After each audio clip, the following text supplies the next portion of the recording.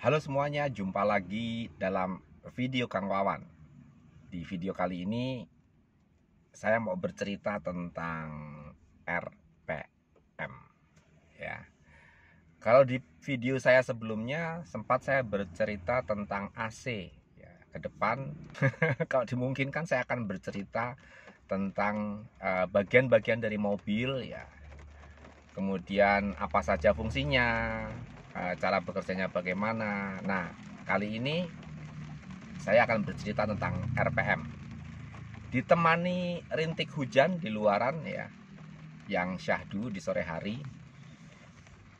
Kalaupun terdengar suara background rintik hujan, abaikan saja, oke? Karena ini saya sambil nunggu anak saya yang sedang les ya. Oke, gini teman-teman. Tentunya teman-teman nggak asing lagi dengan yang namanya RPM. Bagi teman-teman yang mobilnya sudah ada RPM-nya, tentunya sudah nggak asing ya. Mobil-mobil zaman sekarang itu kayaknya kok RPM itu sudah sebagai menu wajib. Nah, yang sering ditanyakan atau sering yang teman-teman belum pahami adalah fungsi daripada RPM tersebut dan arti daripada RPM. Nah, RPM itu banyak orang menyangka artinya rotation per minute. Ternyata arti sebenarnya bukan rotation per minute, namun revolution per minute. Mengapa demikian? Cari di Google. Saya nggak akan bahas tentang perdebatan antara rotation per minute atau revolution per minute ya. Yang saya akan jelaskan di sini lebih kepada fungsinya, dia sebagai tachometer atau dia sebagai RPM meter. RPM meter ini sesuai dengan namanya, anggaplah rotation ya, rotation per minute. Berarti dia adalah indikator yang menunjukkan dalam 1 menit mesin itu berputar berapa kali ya.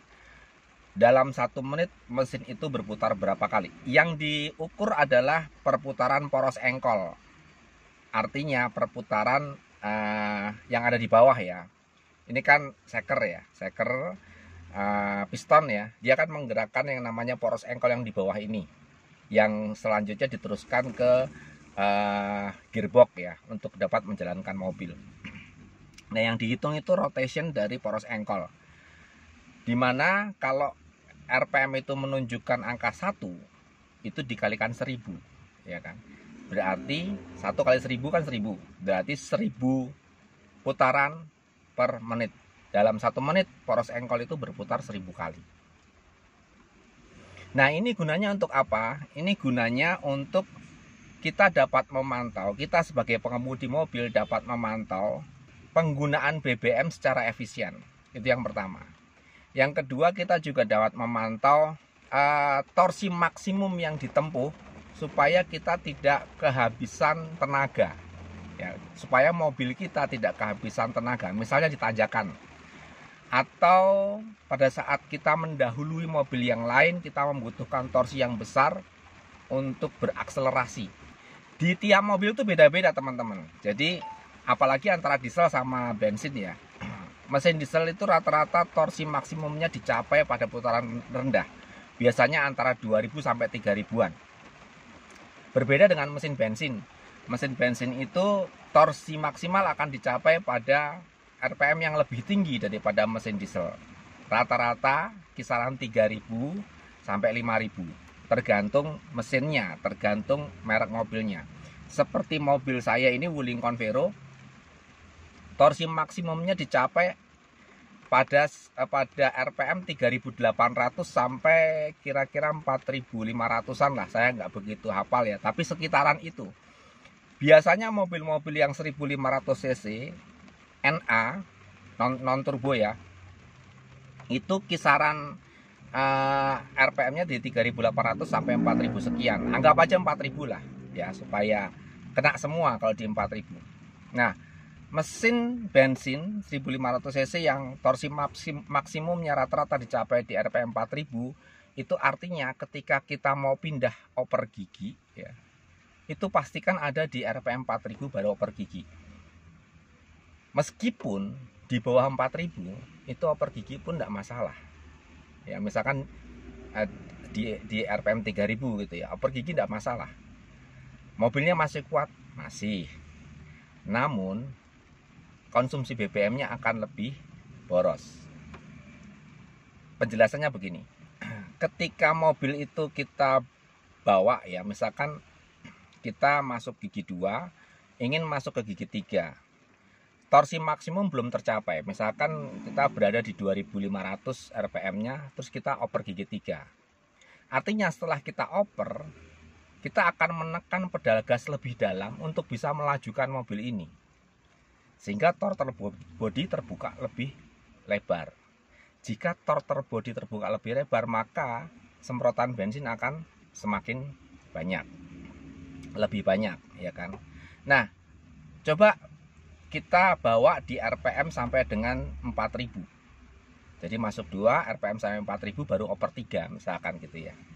Nah, itu ketika oper 3, kita nekan pedal gasnya tidak sedalam pada saat kita oper di RPM 2500. Ini penjelasan logisnya.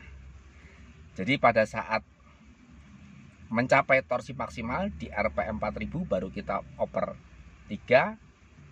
Begitu masuk 3, kita nginjak pedal gasnya itu sedikit saja dia sudah melaju. Nah, bagaimana kalau di kecepatan tinggi? Di kecepatan tinggi, torsi maksimal kan dicapai di 4000-an ya. Kalau misalkan kecepatan tinggi berarti kita butuh 5000 sampai 6000 RPM ya. Apalagi wuling convero kalau teman-teman yang bawa di tol itu yang sampai 150, 160 km per jam itu pasti di angka 5000 ke atas RPM-nya. Itu jauh lebih boros. Jadi logikanya begini. Kecepatan yang dihasilkan dibandingkan dengan RPM yang ditempuh, ya, kecepatan yang dihasilkan dengan RPM yang ditempuh itu perbandingannya boros. Dibandingkan dengan kita berada di RPM 4000 konstan di kecepatan 120. Jadi torque body itu buka pol ya, sehingga RPM itu mentok di, kalau mentok kan sekitar di 6000-an ya. 5500 sampai 6000 itu RPM-nya udah mentok. Itu kecepatannya sekitar 160 km per jam. Dan itu lebih boros. Kalau di 4000 ya, di kecepatan 120 itu kita nggak nginjak pedal gas pentok ya, dalam. Kita nginjak pedal gasnya mungkin hanya separuh. Jadi si throttle body bukanya juga cuma separuh, setengah lah ya. Sehingga teman-teman dari pembicaraan kita ini didapatkan area RPM yang paling hemat adalah area 2000 sampai 3000. Kita ketika menjaga RPM itu di area 2000 sampai 3000, ini adalah kondisi pemakaian BBM yang paling hemat. Ini ya, konstannya di situ ya. Tapi kalau kita mau oper gigi itu harus sampai ke sekitar 3800 atau 4000 baru oper gigi. Namun ketika kita konstan berjalan, itu pertahankan di 2000 sampai 3000. Itu daerah-daerah yang hemat bahan bakar. Nah, gimana kalau menanjak? Sama, menanjak juga gitu. Ketika menanjak kita belum sampai torsi maksimum, itu ketika kita oper ke gigi yang lebih tinggi, dia pasti akan kepayahan banget. Nah, kalau sudah sampai torsi maksimum di 4000 kita oper, itu biasanya nggak kepayahan. Jika nggak mampu sampai torsi, nggak mampu sampai 4000 RPM, berarti ya nanjaknya hanya segitu-segitu aja. Artinya kita hanya mampu menanjak pakai gigi 2 misalkan. Diajak digeber sampai 4000, di oper gigi 3, tiba-tiba ngedrop turun, berarti dia nggak mampu. Harus masuk 2.